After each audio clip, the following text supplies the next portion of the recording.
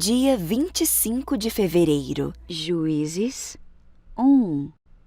Depois da morte de Josué, os israelitas perguntaram ao Senhor: qual das tribos deve ser a primeira a atacar os cananeus?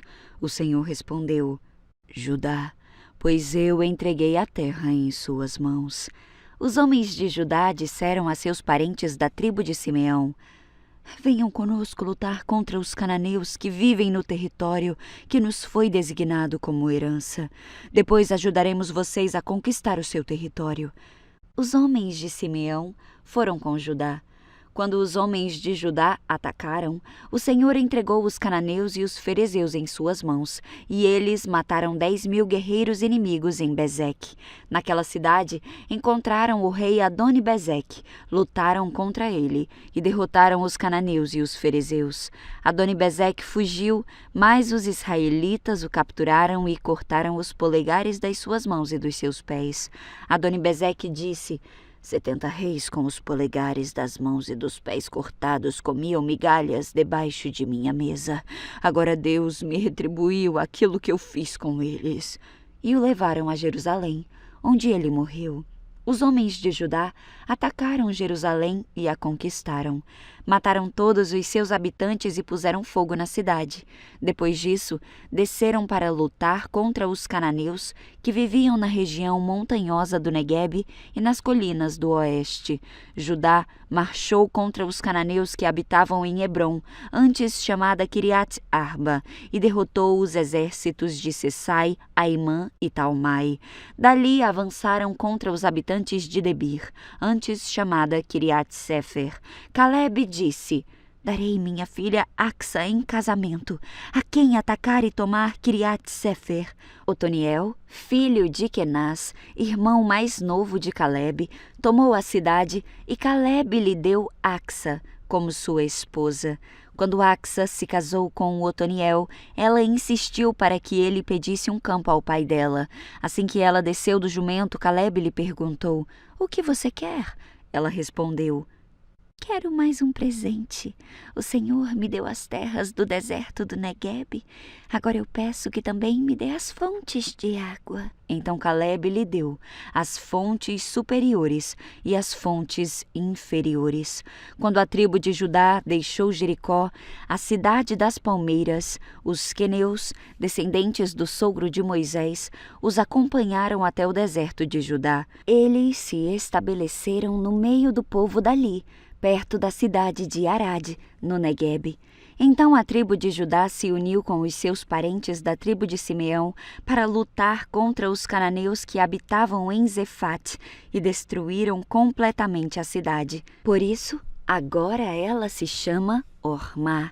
A tribo de Judá também conquistou as cidades de Gaza, Ascalon, Ecrom e os territórios ao redor. O Senhor estava com a tribo de Judá. Ela tomou posse da região montanhosa, mas não conseguiu expulsar os habitantes da planície, pois eles tinham carros de guerra com rodas de ferro. A cidade de Hebrom foi entregue a Caleb, conforme Moisés havia prometido, e ele expulsou seus habitantes descendentes dos 3 filhos de Enaque. A tribo de Benjamim, porém, não conseguiu expulsar os jebuseus que moravam em Jerusalém. Por isso, até hoje os jebuseus vivem no meio do povo de Benjamim. Os descendentes de José atacaram a cidade de Betel e o Senhor estava com eles. Enviaram espiões a Betel, antes conhecida como Luz, e eles abordaram um homem que saía da cidade e lhe disseram: mostre-nos como entrar na cidade e teremos misericórdia de você. Ele mostrou a entrada e eles mataram todos os habitantes de Betel, exceto aquele homem e sua família. Mais tarde, o homem se mudou para a terra dos Hititas, onde construiu uma cidade e a chamou de Luz, que é seu nome até hoje. A tribo de Manassés, porém, não expulsou os habitantes de Bet-San, Taanac, Dor, Ibleã e Megido, nem dos povoados ao seu redor, pois os cananeus estavam decididos a permanecer naquela região. Quando Israel se fortaleceu, submeteu os cananeus a trabalhos forçados, mas não os expulsou da terra. A tribo de Efraim também não expulsou os habitantes de Gezer, de modo que os cananeus continuaram a viver no meio deles. A tribo de Zebulon não expulsou os habitantes de Quitron e Naalol, de modo que os cananeus continuaram a viver no meio deles, mas foram submetidos a trabalhos forçados.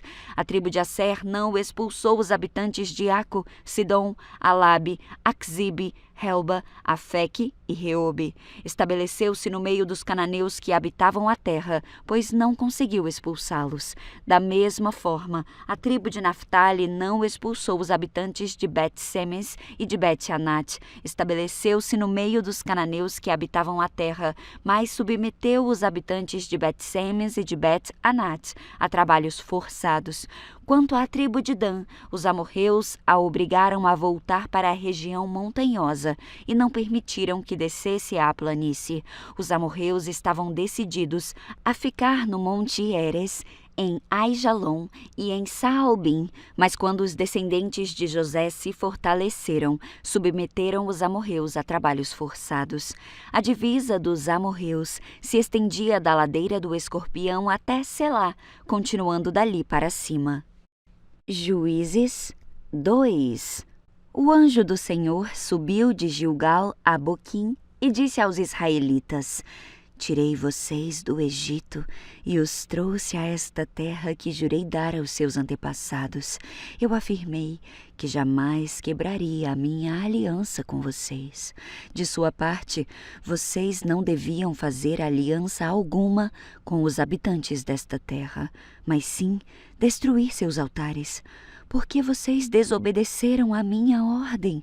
Agora, portanto, eu declaro que não expulsarei mais os povos que habitam em sua terra. Eles serão como espinhos em suas costas, e os deuses deles serão uma armadilha para vocês. Quando o anjo do Senhor acabou de falar a todos os israelitas, o povo chorou em alta voz. Por isso chamaram aquele lugar de Boquim e ali ofereceram sacrifícios ao Senhor. Depois que Josué se despediu do povo, cada tribo de Israel partiu para tomar posse do território que havia recebido como herança. O povo serviu ao Senhor durante toda a vida de Josué e também dos líderes que sobreviveram depois dele e que tinham visto as grandes coisas que o Senhor havia feito por Israel. Josué, filho de Num, servo do Senhor, morreu aos 110 anos. Foi sepultado na terra que havia recebido como herança, em Timnat-Será, na região montanhosa de Efraim, ao norte do Monte Gaás. Depois que aquela geração morreu e se reuniu a seus antepassados, surgiu uma nova geração que não conhecia o Senhor, nem tinha visto as grandes coisas que ele havia feito por Israel. Os israelitas fizeram o que era mal aos olhos do Senhor e serviram às imagens de Baal. Abandonaram o Senhor, o Deus dos seus antepassados, que os havia tirado do Egito. Seguiram e adoraram os deuses dos povos ao redor, e com isso provocaram a ira do Senhor. Abandonaram o Senhor para servir a Baal e às imagens de Astarote. Com isso a ira do Senhor ardeu contra Israel, e ele os entregou nas mãos dos saqueadores que tomaram os seus bens. Entregou-os aos inimigos ao seu redor, aos quais já não conseguiam resistir. Toda vez que saíam para a batalha, o Senhor lutava contra eles e provocava sua derrota, conforme lhes havia advertido com juramento. Por isso o povo vivia em grande angústia. Então o Senhor levantou juízes para livrar o povo de seus agressores. Contudo, não quiseram ouvir os juízes, mas se prostituíram adorando outros deuses.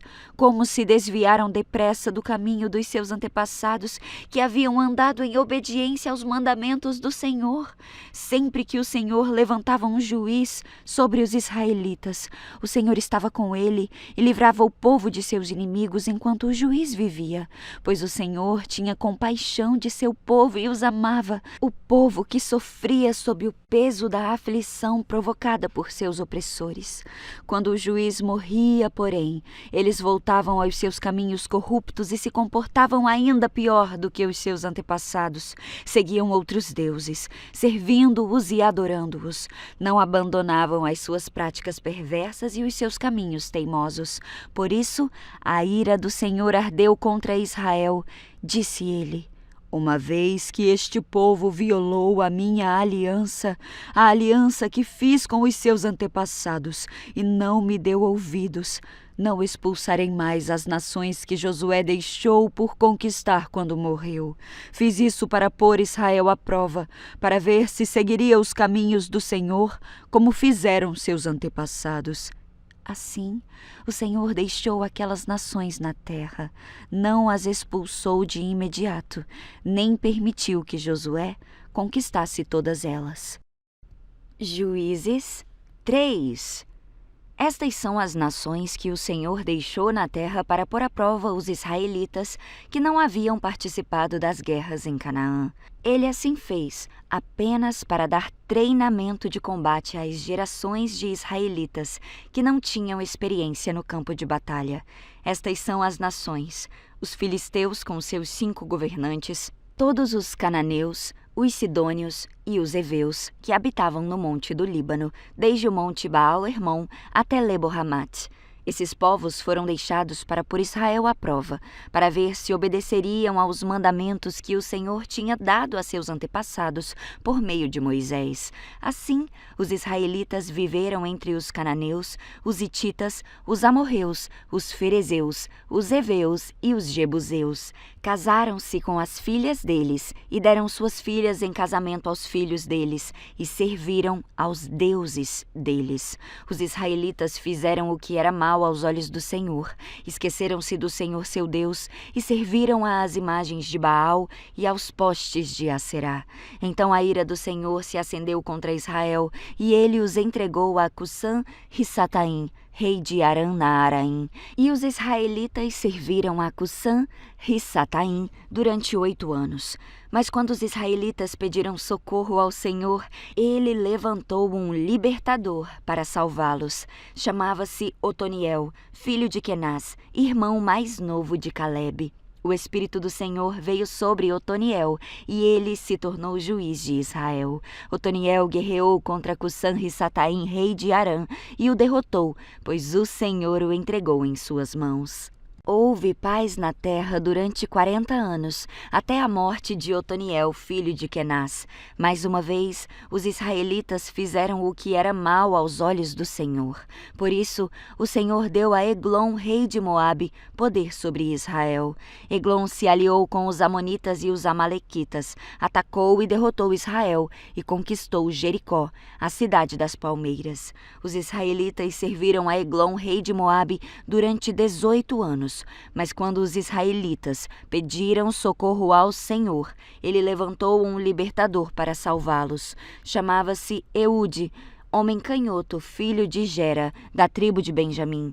Os israelitas encarregaram Eude de entregar o tributo a Eglon, rei de Moabe. Eude fez um punhal de 2 gumes com cerca de 40 centímetros de comprimento e prendeu a arma à coxa direita, onde ficou escondida debaixo da roupa. Levou o tributo a Eglon, rei de Moabe, que era muito gordo. Depois de entregar o pagamento, Eude partiu com os homens que haviam ajudado a carregar o tributo. Quando Eude chegou aos ídolos de pedra perto de Gilgal, deu meia volta, apresentou-se diante de Eglon e disse: Eu tenho uma mensagem secreta para o Senhor, ó rei. Eglon ordenou: Não fale ainda, e mandou todos os seus servos saírem. Eude se aproximou de Eglon, que estava sentado sozinho na sala do andar superior, um ambiente mais fresco, e disse: Eu tenho uma mensagem de Deus para o Senhor. O rei Eglon se levantou e Eude, com a mão esquerda, puxou o punhal em sua coxa direita e o cravou na barriga de Eglon. O punhal foi tão fundo que seu cabo desapareceu sob a gordura do rei. Por isso, Eude não tirou o punhal e as fezes do rei Vazaram. Então Eude fechou e trancou as portas da sala e saiu pelo pórtico. Depois que Eude saiu, os servos do rei voltaram e encontraram trancadas as portas da sala no andar superior. Pensaram que ele estivesse usando o banheiro privativo, por isso esperaram. Mas como depois de muita demora o rei não saiu, ficaram preocupados e pegaram a chave. Quando abriram as portas, encontraram seu senhor caído no chão, morto. Enquanto os servos esperavam, Eude escapou e passou pelos ídolos de pedra a caminho de Seirá. Quando chegou à região montanhosa de Efraim, tocou a trombeta, chamando o povo para guerrear. Os israelitas desceram os montes com Eude à frente. Ele disse: "Sigam-me, pois o Senhor entregou Moabe, seu inimigo, em suas mãos." Os israelitas o seguiram e assumiram o controle dos pontos mais rasos do Jordão, onde se atravessava para Moabe, e não deixaram ninguém passar. Eles atacaram os moabitas e mataram cerca de 10.000 dos seus guerreiros mais fortes e valentes. Nenhum deles escapou. Naquele dia, Israel derrotou Moabe e houve paz na terra durante 80 anos. Depois de Eude, Sangar, filho de Anate, libertou Israel. Certa vez, ele matou 600 filisteus com um ferrão de conduzir bois.